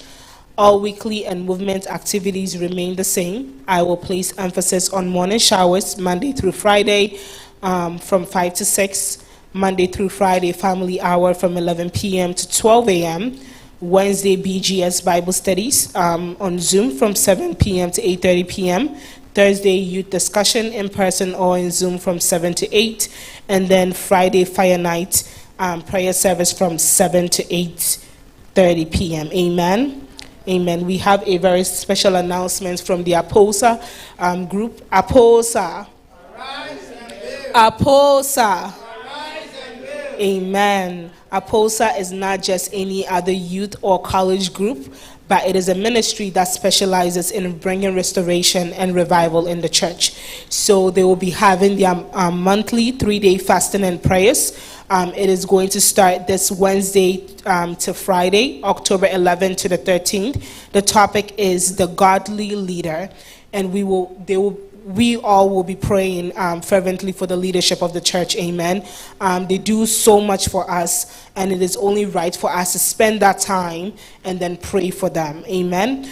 We will end the fast with prayers this Friday at 11:30 p.m. in the sanctuary. And then they will also be collecting an offering according to Isaiah chapter 58, verse 6 to 8, which states, No, this is the kind of fasting I want. Free those who are wrongly imprisoned. Lighten the burden of those who work for you. Let the oppressed go free, and remove the chains that bind people. Share your food with the hungry, and give shelter to the homeless. Give clothes to those who need them, and do not hide from relatives who need your help. Then your salvation will come like the dawn, and your wounds will heal quickly. Your godliness will lead you forward, and the glory of the Lord will protect you from behind. So please, with anything you want to be blessed with this verse, amen. They will share the prayer topics and the Bible verses on the APOSA platform. So please please stay tuned. And then if you're interested in joining, please see any of the leadership, our Sister Donna, Sister Priscilla, or Deacon Serlom, if you're interested, and they will talk to you more about it. Amen.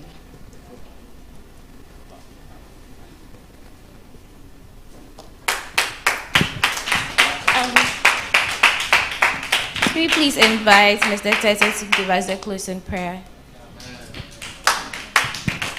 Amen. Shall we be on our feet, please, even as we close in prayer?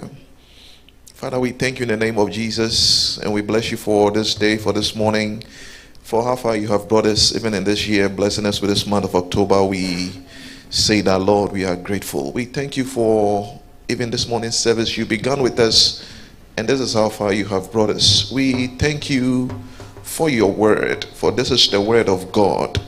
We thank you for our pastor and our doctor who brought us the word. May you continue to be his God. May you continue to be the one who reveal yourself to him through your word, that he would continue to feed us even as he has just done. May you have mercy on us, O Lord. That is all we ask. Father, we pray for mercy, that we will not begin to die.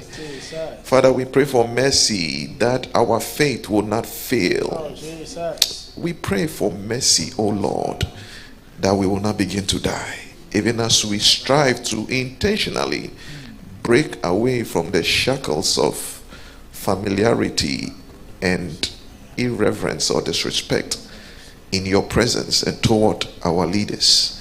In the name of God, we pray that, Lord, may our hearts not resist your word. May our hearts be a fertile ground in which the seed of the word that has been planted would grow, so that we will also grow. May our hearts, O Lord, not resist your word, so that, Lord, the word would flourish, so that, Lord, the word will take root in us, that we will be transformed and we will change and be better vessels for you.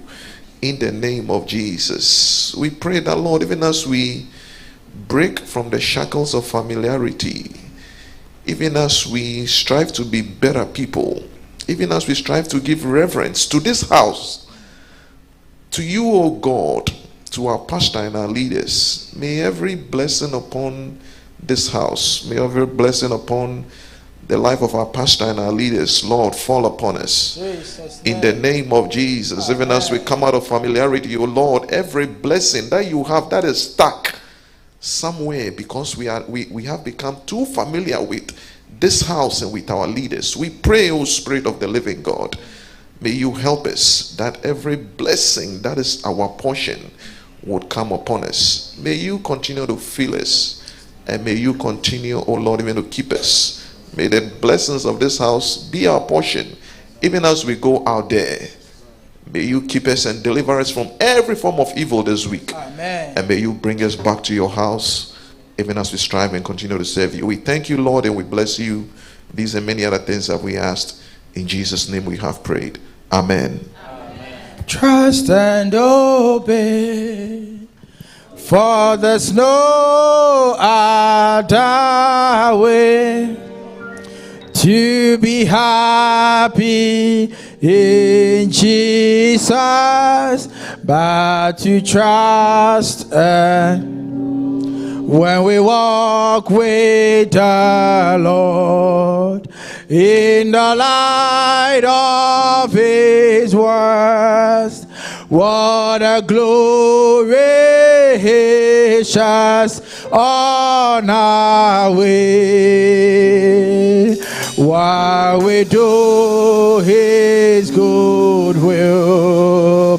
He abides with us still, and with all who trust and obey. Church, trust and obey, for there's no other way to be happy in Jesus than to trust and obey.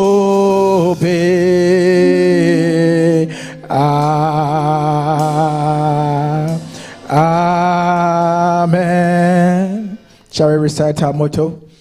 If ye continue in my word, then are ye my disciples indeed, and ye shall know the truth, and the truth shall make you free.